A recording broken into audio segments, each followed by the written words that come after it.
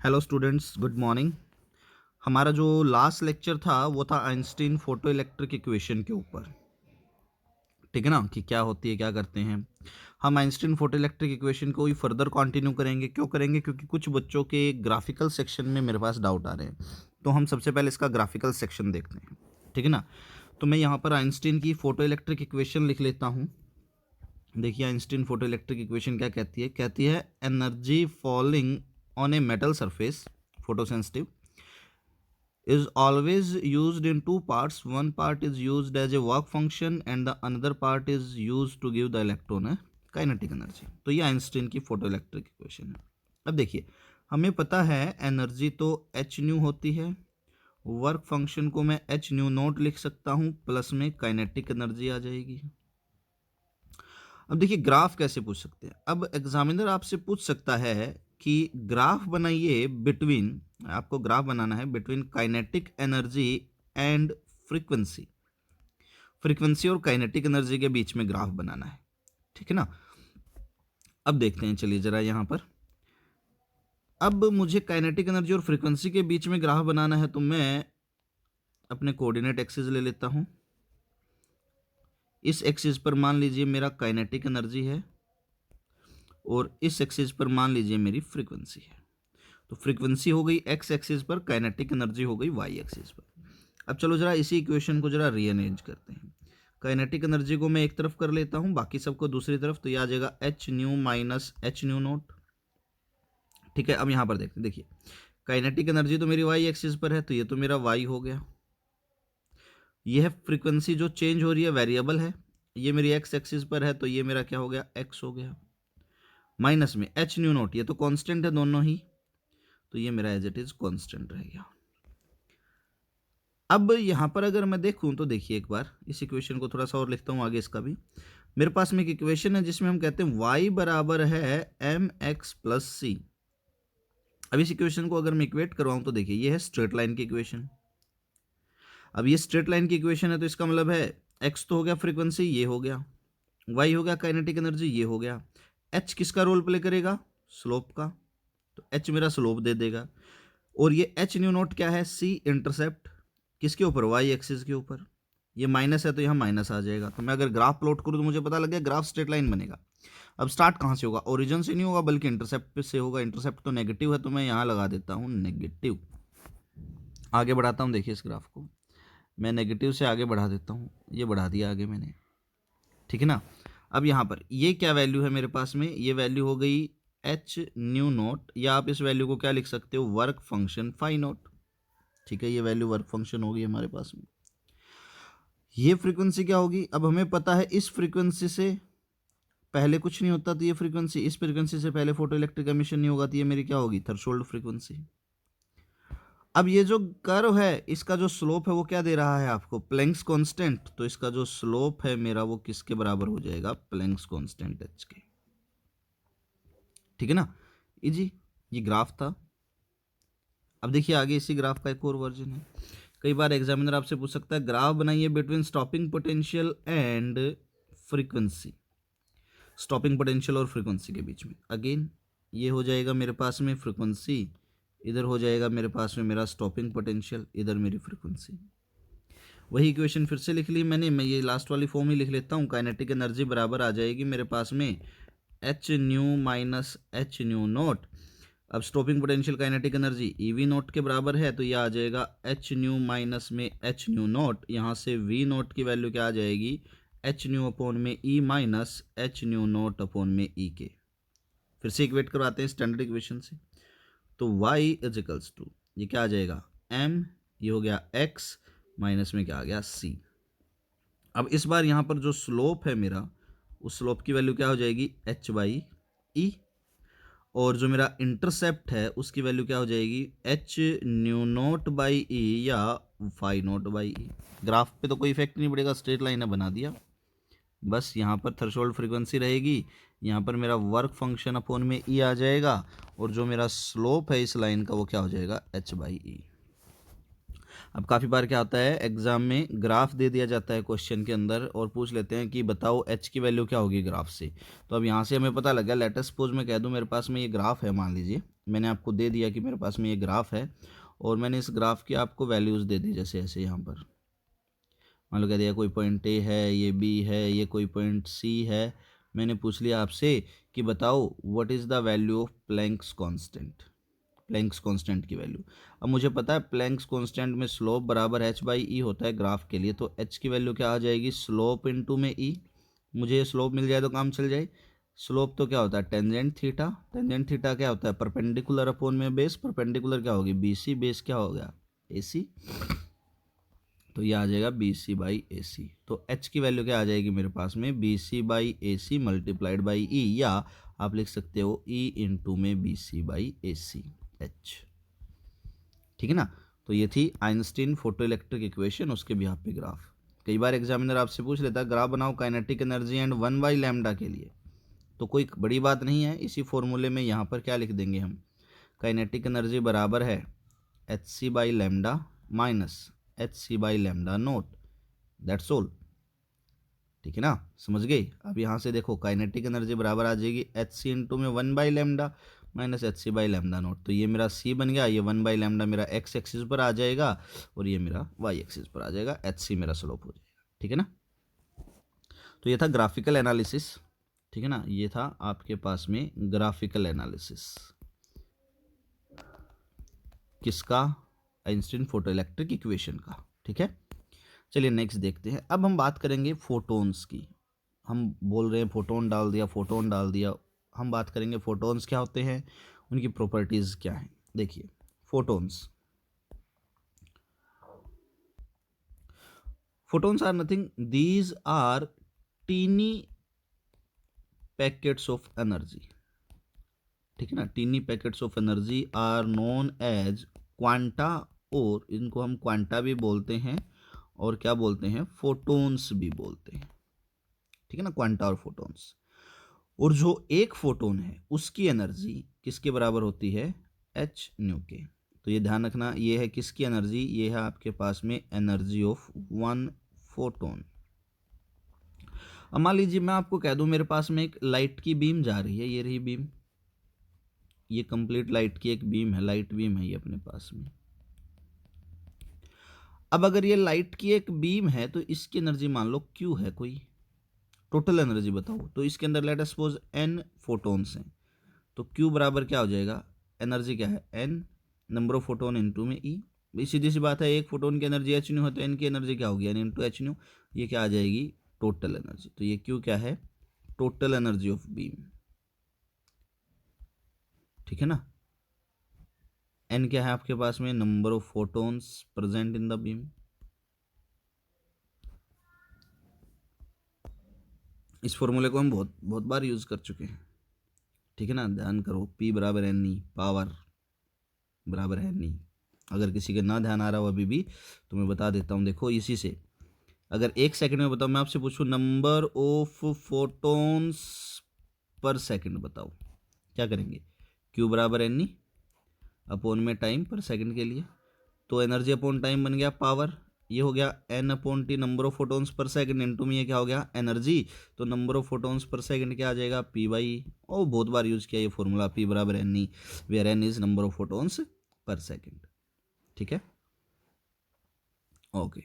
इसको कंफ्यूजन ना हो तो कुछ ऐसा भी कह सकते हो, इसको कैपिटल एन मान लो, यहाँ कैपिटल एन अपॉन में टी को क्या लिख दोगे स्मॉल एन, ताकि कंफ्यूजन ना हो, बस और कुछ नहीं है, रिप्रेजेंटेशन है, नथिंग एल्स। ध्यान रखना है इंडिविजुअल सिंबल्स का मीनिंग क्या है।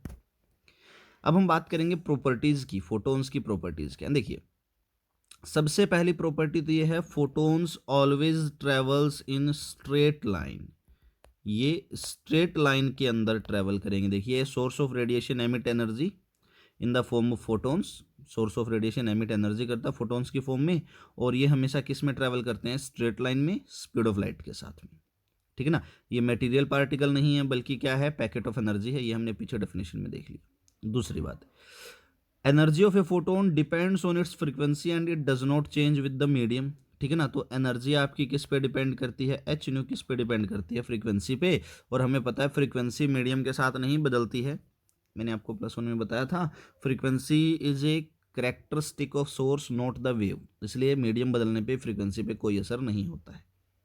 देखिए, with change in medium the speed and wavelength of the photon changes, कोई बात नहीं, but frequency does not change. Speed और वेवलेंथ चेंज होती है फोटोन को, ऐसा जो लाइट है, हमें पता है जब वाटर के अंदर लाइट जाएगी तो उसकी स्पीड घटेगी, वेवलेंथ भी चेंज होगी, बट फ्रीक्वेंसी क्या रहेगी, सेम रहेगी। फोटोन्स आर इलेक्ट्रिकली न्यूट्रल, हमें पता है फोटोन्स न्यूट्रल होते हैं, तो उनके ऊपर ना तो इलेक्ट्रिक फील्ड कोई इफेक्ट डालता है ना ही मैग्नेटिक फील्ड, ठीक है ना। अंडर सुटेबल कंडीशंस दे शो डाइफ्रैक्शन या डिफ्रैक्शन बोल दो, हमें पता है डाइफ्रैक्शन फिनोमेना होता है, इसको हम वेव ऑप्टिक्स में देखेंगे जब हम वेव ऑप्टिक्स की बात करेंगे। अब ये मोस्ट कॉमन, काफियों का डाउट है इस पे, a photon does not exist at rest पे नहीं हो सकता, एंड रेस्ट मास फोटोन का क्या है, 0। कई बच्चे पूछते हैं what is rest mass.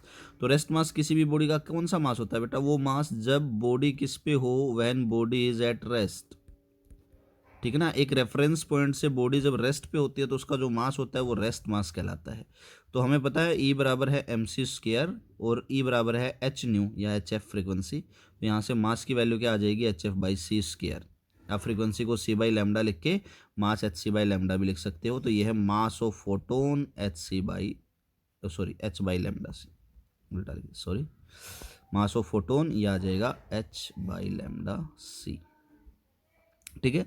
Photon के पास मोमेंटा है mc, मास हमने निकाल दिया तो h बाई लैम्डा उसका मोमेंटा होता है। ये दो फॉर्मूले बहुत जरूरी है बेटा, फोटोन का मोमेंटा। अच्छा, intensity of light beam is directly proportional to number of photon, intensity क्या है, एनर्जी, एनर्जी तो फोटोन्स पे डिपेंड ही करती है, अभी अभी हमने देखा है। देखो किसी को समझ में आया हो इंटेंसिटी का, तो देखो ये हो गया, टोटल एनर्जी क्या थी, total number of photon into me, intensity क्या होती है, एनर्जी फॉलिंग पर unit area per unit time, दोनों तरफ एरिया इनटू टाइम कर दो। तो यहाँ से देखो intensity is directly proportional to number of photons, ठीक है ना, नंबर ऑफ फोटोन्स के डायरेक्टली प्रोपोर्शनल होती है, ठीक है। नेक्स्ट है हमारे पास में फोटोन फ्लक्स, की फोटोन का फ्लक्स क्या होता है। फ्लक्स मैंने आपको बताया हुआ है फर्स्ट यूनिट में, student flux, number of student passing per unit area per unit time. Electric flux, number of electric field lines passing per unit area per unit time, but कब, जब एरिया क्या होता है, परपेंडिकुलर। इसी तरह से photon flux क्या होगा, number of photons passing through a unit area in unit interval of time, in unit interval of time perpendicular to that particular area, ठीक है ना। फॉर एग्जांपल ये मान लो मेरे पास में कोई एरिया है, ये लाइट बीम गई परपेंडिकुलर इस एरिया के, तो इस लाइट बीम के कितने number of photons unit area unit time में गए हैं, that is known as flux. तो फ्लक्स को फाई से रिप्रेजेंट करते हैं, मैं लिख देता हूं, flux phi is equals to number of photons per unit area per unit time, this is known as flux, ठीक है ना, इसको हम बोलते हैं फ्लक्स बेटा, ओके। अब देखिए इसका हमें फॉर्मूला निकालना है फ्लक्स का, कोई प्रॉब्लम नहीं है हमारे पास में। देखिए क्या है, अगर मैं इस एरिया से टोटल एनर्जी निकाल लूँ कितनी होगी, मैं कह सकता हूँ टोटल एनर्जी तो बराबर होगी नंबर ऑफ फोटोन्स इनटू में एनर्जी ऑफ फोटोन। मुझे तो नंबर ऑफ फोटोन पर unit area per unit time चाहिए, मैं क्या करता हूँ दोनों तरफ एरिया इनटू टाइम से डिवाइड कर देता हूँ, कोई फर्क पड़ेगा, कोई फर्क नहीं पड़ेगा। तो मुझे तो एन ए और टी चाहिए, एन अपॉन में ई इंटू में टी इजिकल्स टू क्या आ जाएगा, क्यू अपॉन में ए इंटू में T divided by energy E. अब देखो टोटल एनर्जी अपॉन में एरिया इंटू में टाइम क्या होता है, इंटेंसिटी, क्योंकि मुझे पता है इंटेंसिटी बराबर है एनर्जी फॉलिंग पर unit area per unit time, लिख देता हूँ। Number of photons per unit area per unit time क्या बन गया, फ्लक्स। तो यहाँ से मेरे पास में देखिए इसकी जगह तो आ गया फ्लक्स, इसकी जगह क्या आ गया, इंटेंसिटी, और ये एनर्जी फोटोन की है ही। तो यहाँ से फोटोन फ्लक्स का फॉर्मूला क्या होगा, इंटेंसिटी अपॉन में एनर्जी को एच न्यू लिख सकता हूँ। दूसरा फॉर्मूला क्या हो जाएगा, इंटेंसिटी अपॉन में एच न्यू को क्या लिख सकता हूँ, सी बाई लैम्डा। तो फोटोन फ्लक्स बन जाएगा intensity into lambda by h c, ठीक है, ये फोटोन फ्लक्स हो जाएगा। नेक्स्ट है force exerted by a photon. ठीक है ना, फोर्स क्या एक्सर्ट करेगा, देखिए या आगे मान लीजिए लाइट बीम्स इस सरफेस से लेट अस सपोज ये टकरा गई, एरिया ए से मान लो, तो आपको बताना है फोर्स क्या होगा। अब देखो फोर्स यहाँ पर दो केसेस में निकल सकता है। पहला केस है जब ये टकराई, टकराने के बाद कंप्लीटली क्या हो गई, एब्जॉर्ब हो गई लाइट की। अब एब्जॉर्ब होगी तो देखिए इनका मोमेंटा क्या होगा, एक फोटोन का, भाई मोमेंटा ऑफ ए फोटोन हमने अभी अभी पीछे निकाला था, ये रहा, किसी को ध्यान ना हो तो मोमेंटा ऑफ फोटोन क्या था, एच बाई लेमडा, लिख दूं मैं यहाँ पर, तो एक फोटोन का मोमेंटा हो गया H by lambda initial. Finally तो एब्जॉर्ब होगी तो ये क्या हो गया, जीरो। हमें चाहिए फोर्स, फोर्स हमें पता है क्या होता है, change in momenta upon change in time. तो फोर्स क्या हो जाएगा यहाँ पर, H lambda, change in momenta क्या देखेंगे, अगर हम किसी को ना समझ में आए कैसे लिख दिया मैंने, तो चेंज इन मोमेंटा देख लो, चेंज इन मोमेंटा क्या हो जाएगा, पी फाइनल माइनस इनिशियल या इनिशियल माइनस फाइनल, हमें डायरेक्शन से मतलब नहीं है फिलहाल, हमें मैग्नीट्यूड से मतलब है। तो फाइनल तो जीरो हो गया, तो क्या हो गया, magnitude is always positive, H lambda, मैं मोड लगा देता हूँ एच बाई लैम्डा। तो यहाँ से फोर्स क्या आ जाएगा, एच बाई लैम्डा इंटू में time, late us suppose unit time है, ठीक है ना। पर ये फोर्स किसकी वजह से आया है, ये फोर्स आया है only because of single photon, एक ही फोटोन की वजह से। हमारे पास एक फोटोन तो होगा नहीं, हमारे पास तो एन नंबर ऑफ फोटोन्स होंगे, तो फोर्स किसके बराबर आ जाएगा, n number of photons into में एच बाई लैम्डा इंटू में टाइम टी, इसी के बराबर आएगा। इसमें किसी को कोई डाउट है तो पूछ सकते हो डाउट सेक्शन में। अब आगे अगर मैं करूँ तो देखिए मुझे फोर्स चाहिए, मुझे पता लग गया एन बाई टी इंटू में एच बाई लैम्डा होता है, पर प्रॉब्लम ये मुझे नंबर ऑफ फोटोन्स तो नहीं पता। अब यहाँ से नंबर ऑफ फोटोन्स आप दो तीन तरह से निकाल सकते हो, कैसे निकाल सकते हो, एक तो कॉमन तरीका है टोटल एनर्जी बराबर है टोटल नंबर इनटू में ई, दोनों तरफ टाइम से डिवाइड कर दो, ठीक है ना। अगर यूनिट एरिया में निकालना चाहते हो तो एरिया से भी डिवाइड कर दो, वो आपकी चॉइस है, अगर आप एरिया की टर्म में निकालना चाहते हो तो। अब यहाँ से मैं अगर एन बाई टी की वैल्यू निकालूंगा तो ये क्यू बाई टी क्या बन गई, पावर अपोन में क्या बन गया, एनर्जी ई, तो फोर्स की वैल्यू क्या आ जाएगी, पावर अपोन में एनर्जी इनटू में एच बाई लैम्डा। आगे अगर मैं सोल्व करता हूँ तो फोर्स की वैल्यू मेरे पास में क्या आ जाएगी, फोर्स की वैल्यू आ जाएगी पावर, एनर्जी को क्या लिख सकता हूँ, h c by lambda into में h by lambda, p by h c into में लैम्डा ऊपर चला गया इंटू में एच बाई लैम्डा, एच से एच कट गया, लैम्डा से लैम्डा कट गया, तो फोर्स बराबर क्या आ गया, पी बाई सी, ठीक है। इसी तरह से दूसरा केस देख सकते हैं हम, दूसरे केस में क्या है, जब कंप्लीटली रिफ्लेक्शन हो जाए पूरा का पूरा वेव्स का, परपेंडिकुलर जिस डायरेक्शन में आई थी टकरा करके ये उसी डायरेक्शन में वापस चली जाए, तो देखिए initial momenta h by lambda, final momenta क्या हो जाएगा, माइनस एच बाई लैम्डा, क्योंकि डायरेक्शन बदल गई है, चेंज इन मोमेंटा कितना आ जाएगा, two h by lambda. Solve कर लेना, सेम उसी तरह से फोर्स आ जाएगा टू पी बाई सी, ठीक है। कल हम रेडिएशन प्रेशर की बात करेंगे और न्यूक्लियाई स्टार्ट करेंगे। आज के लिए इतना ही, thank you, have a great day ahead.